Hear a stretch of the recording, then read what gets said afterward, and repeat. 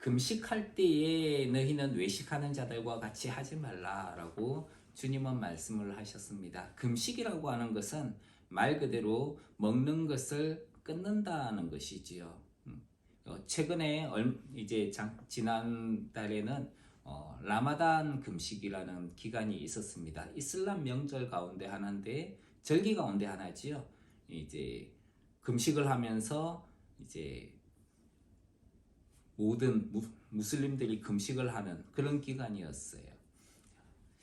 금식 그 사람들은 이제 아침에 해가 떠서부터 해가 질 때까지 아무것도 입에 대지를 않습니다. 정말 어떤 면에서 보면은 금식이라기보다는 절식에 가까운 침도 삼키지 않고 다 뱉어내니까 그렇게 이제 약 한 달이라는 시간을 금식하면서 보냈습니다. 그것이 이제 이슬람의 경우에는 알라를 섬기는 방법 가운데 하나였습니다. 근데 성경에서도 이 금식이 등장을 합니다. 물론 이제 성경의 금식을 이제 그들이 가지고 가가지고 금식하는 금식하는 시간으로 이제 삼았기 때문인데요. 성경에서 금식은 어떤 사람이 우환에 닥쳤을 때에 그리고 사람뿐만이 아니라 나라가 그리고 사회가 큰 문제에 봉착했을 때에 이 문제를 가지고 어떻게 해결할 것인가 고민하면서 하나님께 나아가서 지혜를 구하는 그런 목적으로 하나님의 긍휼하심을 받도록 간구하는 목적으로 금식이 시작되었습니다. 금식을 하는 모습들을 보게 됩니다. 요나의 회개하라 그렇지 않으면 니느웨가 무너지리라 그 소리를 듣고 금식을 했던 이방 사람들도 있었어요. 그러니까 금식이라고 하는 것은 단순히 예수님을 믿는 사람이나 하나님의 백성들만이 하는 것이 아니었고 많은 사람들이 그런 국가적인 재난이라든지 사회적 문제가 있었을 때에 했던 행위 가운데 하나였던 것을 볼 수가 있습니다. 금식을 하면서 일반적으로 이제 머리를 풀어 헤치고 옷을 찢고 재에 뒹굴면서 자기들이 정말 비참한 가운데 처했다 하는 것을 사람들에게 그리고 이제 하나님께 우리가 이렇게 불쌍해졌습니다 하는 것을 보이는 행위였던 것이지요. 하나님께 그런 행위를 보임으로써 하나님이 우리를 긍휼히 여겨주시기를 바란다 하는 그런 의미를 가지고 있었습니다. 그런 의미에서 본다면은 우리가 이 행동으로 하는 것들을 사람에게 그리고 사람에게 보이고 또 그 행위를 하나님께서 보신다라고 그렇게 여겼던 것이지요.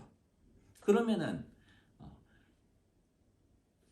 그런 행위를 드러내 보이는 것이 중요한가? 아니면은 정말 속 사람을 드러내 보이는 것이 중요한가?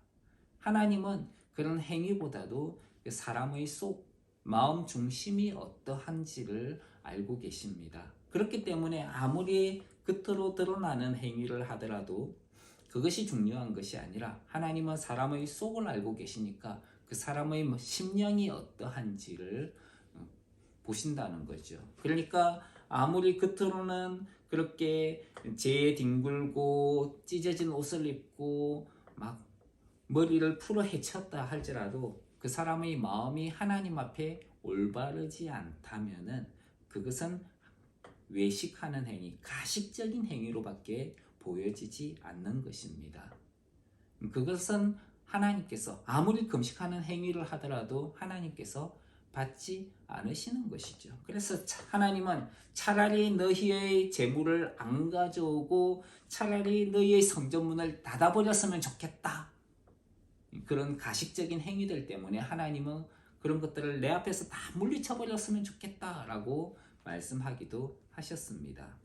신약 성경에 보면은 이 금식이라고 하는 것이 등장하는데 특별히 이제 바리새인들이라든지 서기관들이 왜 예수님 당신과 당신의 제자들은 금식하지 않습니까? 요한의 제자들도 금식하는데 왜 당신들의 제자는 금식하지 않습니까? 라고 하면서 공격해왔던 것을 볼 수가 있어요. 그만큼 금식이라고 하는 것이 당시의 사람들에게는 종교인으로서 혹은 유대인으로서 당연히 해야 될 문화적인 습관 가운데 하나였던 것이죠. 오늘날도 기독교인들이 금식을 하면서 그것을 사람들에게, 물론 요즘에는 사람들에게 보이려고 금식을 하지는 않지만은 금식을 하는 것을 아주 자기 수행의 의미로, 그리고 영적인 성장과 성숙을 위한 행위로 많이 받아들여지기도 합니다. 그래서 되도록 이제 좀 영적으로 성숙해 있다, 혹은 영적인 곳에 좀 더 가까이 있다 하시는 분들은 금식을 많이 하는 것을 보게 됩니다. 근데 신약 성경에서 사도행전에 보면은 교회 지도자들이 금식을 하는 장면이 나오는데, 거기에 뭐라고 이야기를 하고 있느냐 하면은 주를 섬겨 금식하고 있을 때에 이런 이야기가 나옵니다. 금식하는 행위가 무엇이라는 거예요? 주를 섬기는 행위라는 거예요. 그러니까 주님을 섬기는 것이지 사람에게 보이려고 하는 행위가 금식이 아니라는 것입니다. 그래서 예수님은 사람에게 보이려고 외식하는 자들을 향해 가지고 비판을 하신 적이 있습니다. 사람에게 보이려고 금식을 하지 말고 하나님에게 보이려고 금식을 해라. 하나님께서 그것을 보시고 받아주실 것이다, 이렇게 이야기를 하셨죠. 그게 16절, 17절, 18절에 보면은 그 말씀이 등장을 합니다. 우리 같이 한번 읽겠습니다. 16절, 17절, 18절에 있는 말씀입니다. 금식할 때에 너희는 외식하는 자들과 같이 슬픈 기색을 보이지 말라. 그들은 금식하는 것을 사람에게 보이려고 얼굴을 흉하게 하느니라. 내가 진실로 너희에게 이르노니 그들은 자기 상을 이미 받았느니라. 너는 금식할 때에 머리에 기름을 바르고 얼굴을 씻으라. 이는 금식하는 자로 사람에게 보이지 않고 오직 은밀한 중에 계신 내 아버지께 보이게 하려 함이라. 은밀한 중에 보시는 내 아버지께서 갚으시리라. 그러니까 금식을 할 때에 옛날 사람들이 머리를 풀고 옷을 찢고 흙에 혹은 재에 뒹굴면서 했던 것들은 사람에게 보이려고 하는 행동 가운데 하나라는 거죠. 하나님 앞에서도 마치 사람에게 보이듯이 그렇게 우리가 이렇게 하면 하나님이 불쌍히 봐주실 거야 라는 생각으로 그렇게 처참한 모습을 드러내곤 했던 것입니다. 그런데 중요한 것은 그런 태도가 아니고 이런 외적인 행동이 아니라 마음이 중요하다는 거예요. 그 깨지고 상한 마음을 하나님 앞에 털어놓는 것이 더 중요하다는 것입니다. 이것이 진정한 금식이고, 그리고 이것을 통해 가지고 내 문제뿐만이 아니라 주님을 섬기는 것이 되어야 된다는 거예요. 만약에 주님을 섬기는 것이 되지 아니하고 내 문제를 해결하기 위해서 그렇게 한다면 그것은 올바른 금식의 자세가 아니라는 것입니다. 특히 구약시대 때에는 이 외적인 것들을 중요하게 여겼어요. 그러다 보니까 신약시대 때에 와가지고도 그런 형식적이고 외적인 거에 집중하는 경우가 많이 있습니다. 근데 그 구약시대 때에 보여줬던 그 외적인 것들은요, 사실은 내적인 것들이, 내면의 모습이 그러해야 한다라고 하는 것을, 영적인 상황이 그러해야 된다라는 것을 그 당시에 구약시대 때에 보여주었던 겁니다. 일종의 학습이죠. 이렇게 보여지는 것이 사람은 사실은 외적인 모습이 아니라 내적인 모습이 이렇게 되어야 된다는 것을 보여주신 그런 것입니다. 그런데 그것을 오늘날까지도 가지고 와가지고 외적으로 경건하게 사는 사람들의 모습, 이런 것들을 추구하는 건 아니라는 거예요. 우리의 심령이 그렇게 주님을 따르고 경건한 모습으로 살아야 된다는 것입니다. 그래서 기도할 때에 금식 기도하는 것 중요합니다. 그런데 중요한 것은 우리의 마음이 그렇게 깨지고 상한 마음, 외적인 모습과 같은 모습을 가지고 있느냐 하는 거예요. 밖으로 보여지는 모습과 똑같이 우리의 마음도 그렇게 상하고 깨지고 지저분한 마음인가? 정말 통회하는 마음인가? 그것을 우리는 하나님 앞에서 진실하게 내보여야 된다는 것입니다. 사실 그렇게 금식하는 모습을 보이고 있는데 형제에 대해 가지고 미워하는 마음이 있다든지 용서하지 못하고 있는 마음이 있다면은 그거는 금식하고 거리가 먼 것이겠죠. 주님은 기도할 때에 용서하라라고 하셨습니다. 근데 용서는 하지 않으면서 내가 머리를 풀어헤치고 옷을 찢는다면은 그거는 가식적인 행동이 될 수밖에 없는 것입니다. 주님은 기도를 할 때에 제일 먼저 가장 중요한 것은 용서하는 것으로부터 시작한다라고 이야기를 합니다.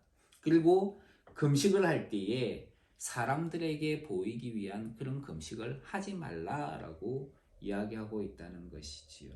이것을 사람에게 보이기 위해서 그렇게 하는 것을 외식이라고 합니다. 기도는 하나님과의 은밀한 교제입니다. 금식만이 아니라 사람들 앞에 경건하게 보이기 위해 하는 행동들을 우리는 조심해야 되는 것이지요. 기도와 금식과 구제와 같은 것들은 사람들에게 보이기 위해서 하는 것이 아니라 하나님의 선한 은혜를 드러내고 전하기 위한 것이어야 합니다. 하나님께서 베푸신 것을 받은 존재로 다른 사람들에게 그 은혜를 나누는 행위여야 된다는 것입니다. 하나님께서 나에게 주신 것이니 나도 다른 이들에게 그것을 전하는 거예요. 예수님은 외식하는 자들을 향해서 이야기하시죠. 그들은 자기 상을 이미 받았다라고 이야기합니다. 사람들 앞에서 자랑함으로 사람들의 인정을 받는 것이 그들의 상이라는 거예요. 그들은 그런 상을 받기를 원하는 거예요. 하나님의 상에 정말 관심이 있다면 사람들 앞에 드러내고 자랑할 것이 아닙니다. 하나님 앞에서 은밀하게 행하는 사람들이 하나님의 인정을 받게 될 거예요. 그래서 시편 성경 말씀에 보면은 복 있는 사람은 하나님의 인정을 받는 사람이 복이 있는 사람이다라고 이야기를 합니다. 그래서 하나님으로부터 인정을 받기 위해서 외모를 그렇게 꾸미는 것이 아니라 심령을 단장하라라고 이야기를 하시죠. 그래서 머리에 기름을 바르고 얼굴을 씻어라. 차라리. 그리고 머리를 단장을 하고 얼굴을 씻는 것은 잔치에 참여하는 모습이죠. 진정으로 복을 받기 위해 원한다면 사람에게 보이려고 사람에게 우리의 하소연을 하는 것이 아니라 하나님께로부터 인정을 받게끔 하나님께 우리의 기도를 올려드려야 된다는 것을 우리가 기억했으면 좋겠습니다. 그래서 우리가 금식할 때에 기도할 때에 우리는 우리의 마음을 상한 마음을 하나님께 있는 그대로 토로해야지 내 외부의 처지, 외형적인 모습을 가지고 사람들이 봐줬으면 하는 그런 마음을 가지고 기도해서는 안 된다는 거예요. 하나님의 인정을 받는 기도를 하는 저와 여러분이 되기를 주님 이름으로 축원합니다. 기도할 때에 금식이라고 하는 것이 있다면은 또 주님은 보물, 재산에 대한 이야기도 하고 있습니다. 19절로 21절에 있는 말씀인데요. 한번 읽겠습니다. 시작. 너희를 위하여 보물을 땅에 쌓아두지 말라. 거기는 좀과 동록이 해하며 도둑이 구멍을 뚫고 도적질하느니라. 오직 너희를 위하여 보물을 하늘에 쌓아두라. 거기는 좀이나 동록이 해하지 못하며 도둑이 구멍을 뚫지도 못하고 도둑질도 못하느니라. 내 보물 있는 그곳에는 내 마음도 있느니라. 보물을 땅에 쌓아두지 말고 하늘에 쌓아두라. 그러면은 우리가 생각하게 되는 것은 어떻게 하면은 땅이 아닌 하늘의 보물을 쌓아둘 수 있을까라는 것을 생각하게 됩니다. 땅에 있는 보물은 썩기도 하고 도둑을 맞기도 하고 잃어버리고 손해를 쉽게 볼 수 있기 때문입니다. 그런 의미에서 하늘은 상하지도 않고 도둑질을 하는 사람도 없기 때문에 재산을 보관하기에 딱 좋은 장소로 여길 수 있습니다. 하늘이 하나님 나라이고 천국이라는 사실을 우리가 안다면은 우리가 천국이 아주 풍성하고 부유로운 곳인데 거기에 보물을 쌓아둔다는 것이 어떤 면에서는 의미가 없는 것 같아요. 워낙 부유한데 이 땅의 재물을 천국에 쌓아둔다? 과연 그게 의미가 있을까 싶기도 해요. 땅에 보물을 쌓는 방법은 사람들이 또 잘 알고 있어요. 근데 하늘에 보물을 쌓는 방법은 그럼 어떻게 해야 되는가? 이런 생각도 들기도 합니다. 어떤 사람들은 하늘에 보물을 쌓는 좋은 방법이 헌금을 많이 하는 것이다. 교회에 헌금을 많이 하는 것이 보물을 쌓는 것이다. 혹은 가난하고 불쌍한 자를 도와주는 것이 하늘의 보물을 쌓는 것이다. 이렇게 이야기를 합니다. 근데 천지를 창조하신 하나님께 과연 부족함이 있는가? 부족함이 없다는 것을 잘 알고 있지요. 심지어 위대하신 하나님에 대해서 성경은 열방은 통의 한 방울 물과 같고 저울의 적은 티끌과도 같다. 섬들은 떠오르는 먼지 같으니 레바논 짐승들은 번제 소용에도 부족하겠고 삼림은 화목 소용에도 부족할 것이라 이렇게 이야기를 합니다.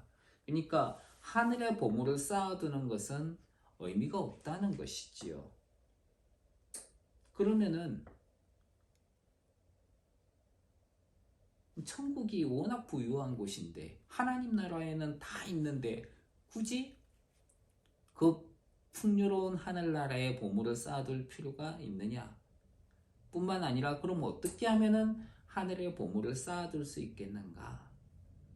옛날에 도마라는 사람이 인도로 사역을 나갔다 그래요. 그런데 거기에서 그 왕이 근사한 화려한 왕궁을 짓기를 원했다고 이야기합니다.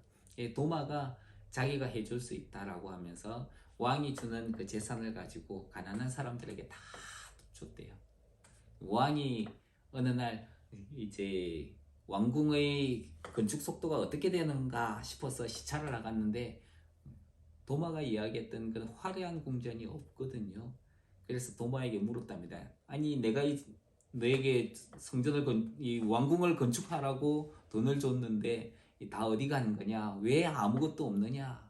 그랬더니 왕이여, 왕이 준 그 재물은 가난한 자들에게 다 갔습니다. 그렇게 함으로 하늘에 당신의 궁전이 크고 화려하게 지어지고 있습니다. 그렇게 이야기를 했다 그래요. 자, 그러면은 보물을 어떻게 하늘에 쌓을 것인가? 과연 가난한 자들에게 나눠주면은 하늘에 쌓이는 것일까?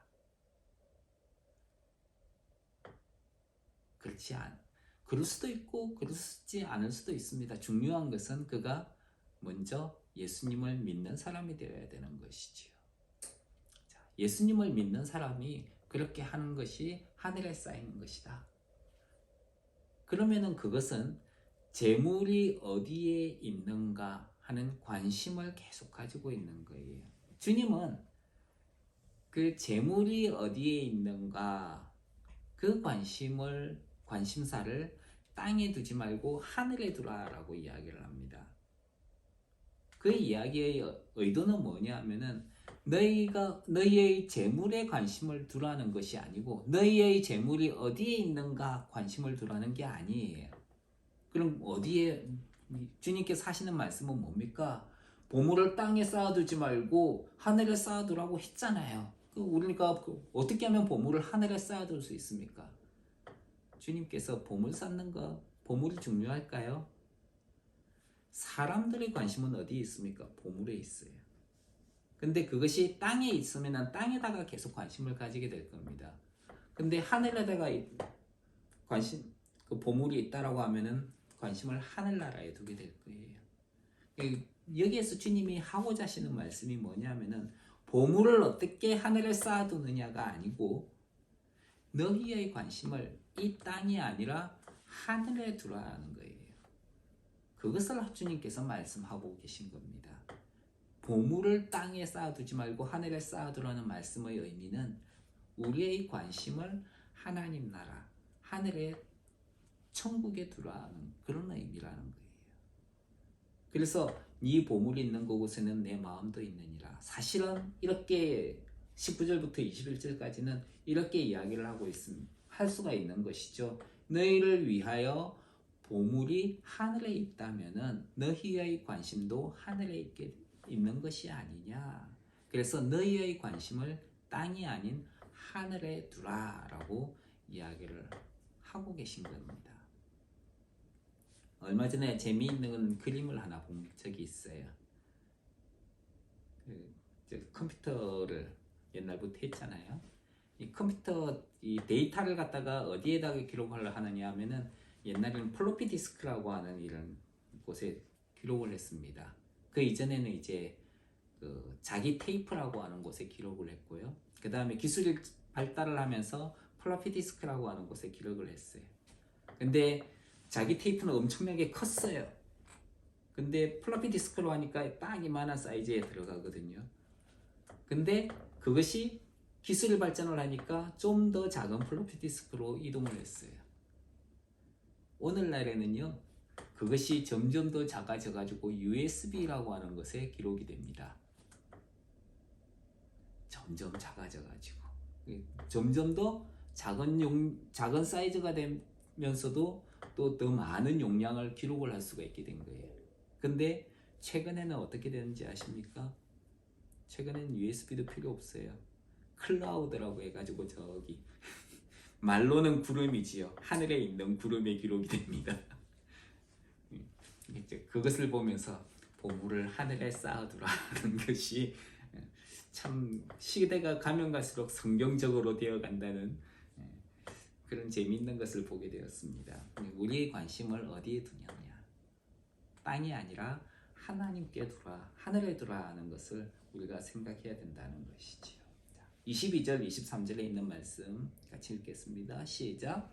눈은 몸의 등불이니 그러므로 내 눈이 성하면 온몸이 밝을 것이요 눈이 나쁘면 온몸이 어두울 것이니 그러므로 내게 있는 빛이 어두우면 그 어둠이 얼마나 더하겠느냐. 눈이 몸의 등불이라고 한 것은 우리가 보는 것으로 인해서 우리의 몸이 영향을 받는다는 거예요. 땅에 있는 것을 보면 땅의 영향을 받게 되고 하늘을 바라본다면 하늘의 영향을 받게 된다는 것입니다. 우리가 바라보고 있는 게 뭡니까? 땅입니까? 아니면 하늘입니까? 하늘의 소망을 보고 살아가는 사람들이 우리 그리스도인들이에요. 하나님의 백성들입니다. 땅에서 돈 많이 벌고 땅에 있는 것을 추구를 하는 사람들이 아니라는 것이지요. 우리가 무엇을 보고 무엇으로 체험을 받는가? 이것은 다른 말로 수준이라고도 이야기할 수 있습니다.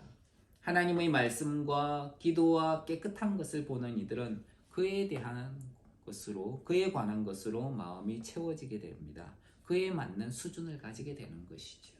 하지만 재물과 음란한 것에 관심을 가진다면 마음이 재물과 음란으로 채워지게 되는 것이지요. 수준이 세상적인 수준이 되는 것입니다. 하나님과 말씀에 우리가 더 집중을 하게 된다면 하나님의 말씀에 대한 수준도 높아지게 될 것입니다. 저는 여러분들이 수준이 그렇게 하나님을 향하여서 높아지기를 주님 이름으로 축원합니다. 24절 말씀 한번 읽겠습니다. 시작. 한 사람이 두 주인을 섬기지 못할 것이니 혹 이를 미워하고 저를 사랑하거나 혹 이를 중히 여기고 저를 경히 여김이라. 너희가 하나님과 재물을 겸하여 섬기지 못하느니라. 부모님들이 보통 하는 질문이 아이들에게 하는 질문이 있죠. 엄마가 좋냐 아빠가 좋냐. 아이가 엄마나 아빠를 선택하게 된다면 선택을 받은 당사자는 아주 좋아할 거예요. 선택을 받지 못한 당사자는 좀 마음이 슬프겠죠. 그건 참 어리석은 질문 가운데 하나예요.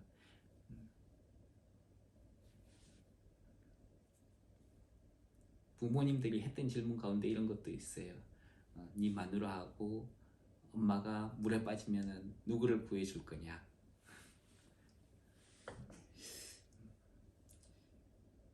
근데 이제 하나님과 세상 사이에서 이런 질문은 기쁨과 슬픔의 문제가 아니지요. 엄마와 아빠 이렇게 선택할 수 있는 영역이 아니에요. 하나님을 사랑하는 것은 영생이지만은 세상을 사랑하는 것은 영벌에 처해지기 때문입니다. 우리는 세상과 하나님 둘을 동시에 사랑하거나 선택할 수는 없어요. 결혼할 때에 내가 결혼하기 전에 만났던 여자가 있고 결혼을 하는 여자가 있어요. 그럼 결혼을 하게 되면은 그 이전에 만났던 여자는 다 정리를 해야 되는 거예요. 결혼뿐만이 아니라 어떤 이제 연애를 할 때도 마찬가지고 하나님을 믿는다는 것은 하나님과 결혼하는 겁니다. 그러면은 하나님이 아니었던 것들은 다 끊어버려야 되는 거예요. 우리는 세상과 하나님 둘을 동시에 사랑하거나 선택할 수는 없습니다. 하나는 미워하거나 적어도 둘 중에 하나보다 더 사랑하거나 적게 사랑할 수도 있습니다. 재물은 세상을 비유하는 것이지요. 우리는 하나님과 재물이라 불리는 세상에서 둘 다 선택을 할 수는 없습니다. 하나님을 더 사랑하든지 혹은 세상을 더 사랑하든지 하게 되는 것이지요. 성경은 다른 것보다 덜 사랑하는 것에 대해서 미워한다라고 말합니다. 그러니까 하나님을 사랑하게 된다면 세상을 미워하게 되고요. 그리고 세상을 사랑한다 그러면 하나님을 미워하게 되는 것입니다. 덜 사랑한다, 미워한다는 것이지요. 그래서 재물을 하늘에 쌓아두는 것은 하늘의 관심을 가지고 하나님을 더 사랑하는 것이 된다는 것입니다. 하나님은 우리의 관심이자 사랑의 대상이기 때문입니다. 25절로 26절에 있는 말씀 한번 읽겠습니다. 시작. 그러므로 내가 너희에게 이르노니 목숨을 위하여 무엇을 먹을까 무엇을 마실까 몸을 위하여 무엇을 입을까 염려하지 말라. 목숨이 음식보다 중하지 아니하며 몸이 의복보다 중하지 아니하냐. 공중의 새를 보라. 심지도 않고 거두지도 않고 창고에 모아들지도 아니하되 너희 하늘 아버지께서 기르시나니 너희는 이것들보다 귀하지 아니하냐.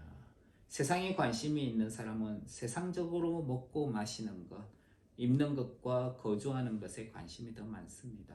하지만 하나님께 관심이 있는 사람은 영적인 것에 더 관심이 있는 사람이지요. 하나님의 말씀을 먹고 마시며 하나님과 교제하는 것에 더 중요한 관심이 있는 것입니다. 하나님을 더 중요하게 여기는 사람에게 필요한 것으로 채워주신다라고 이야기합니다. 먹는 문제에 대해서 예수님은 공중의 새를 먹이시는 하나님에 대해 말씀합니다. 예수님은 공중의 새보다 하나님의 사람이 더 중요하다고 이야기를 하고 있죠. 예수님을 믿는 사람에게 하나님은 우리가 간구하지 않아도 그 모든 필요를 아시고 채워주시는 분입니다. 27절로 34절에 있는 말씀 보시면은 베카파의 이야기가 등장하죠. 누가 염려함으로 그 길을 한자나 더 할 수 있느냐. 의복을 위하여 왜 염려하느냐. 이렇게 이야기를 합니다. 하나님께서 다 먹이고 입히고 키워주신다는 것이지. 세상 일이 호락호락하지 않다고 말합니다. 우리가 가진 문제들에 대해서 많은 생각을 가지고 어떻게 처리를 해야겠다고 마음을 먹지만 그대로 되는 건 아닙니다. 그렇기 때문에 세상의 많은 문제로 인해 염려를 한다고 그 문제가 해결되는 것은 또 아니지요. 오히려 우리는 세상을 이끄시는 하나님을 의지하고 겸손히 하나님께 이 문제를 올려드려야 합니다. 먹는 문제에 대해서 공중의 새를 말씀하신 예수님은 의복의 문제에 대해서도 들의 백합화를 비유로 말씀합니다. 사람이 화려하게 차려입은 옷도 들의 핀 꽃보다 화려하지 않다라고 말씀합니다. 그렇기 때문에 자신의 문제를 가지고 염려하고 근심하기보다 하나님을 더 의지하고 믿음을 굳건히 하는 은혜가 있기를 주님 이름으로 축원합니다. 주님은 먹고 마시는 것, 그리고 옷을 입고 지내는 것에 대한 문제는 하나님의 백성이 염려해야 될 문제가 아니라고 하십니다. 믿음이 없는 이방인들이 하는 것이라고 하는 거예요. 하나님의 백성들의 필요는 백성보다 하나님께서 더 잘 알고 계시다는 겁니다. 그렇기 때문에 우리가 기도하며 구해야 할 것은 먹고 마시며 입고 사는 것에 대한 문제가 아니라 하나님 나라와 그 의를 구하는 것이다 라고 말씀합니다. 세상적인 일로 염려하지 말라고 주님은 말씀하고 있습니다. 주님께서 모든 것을 아시고 성도들의 필요를 아시며 또 채워주시고 이끌고 계시기 때문입니다. 그래서 세상적인 일로 인하여 괴로워하지 말고 하나님의 은혜 가운데 평안을 누리는 은혜가 있기를 주님의 이름으로 축원합니다. 기도하겠습니다. 하나님, 우리가 세상적인 일로 인하여 마음에 많은 괴로움이 있지만은 우리의 관심을 세상이 아니라 하나님께 두며 천국의 소망을 두고 또 하나님의 뜻의 소망을 두고 하나님을 사모하며 하나님께 더 가까이 나아가는 자들로 살아가게 하옵소서. 예수님 이름으로 기도합니다. 아멘.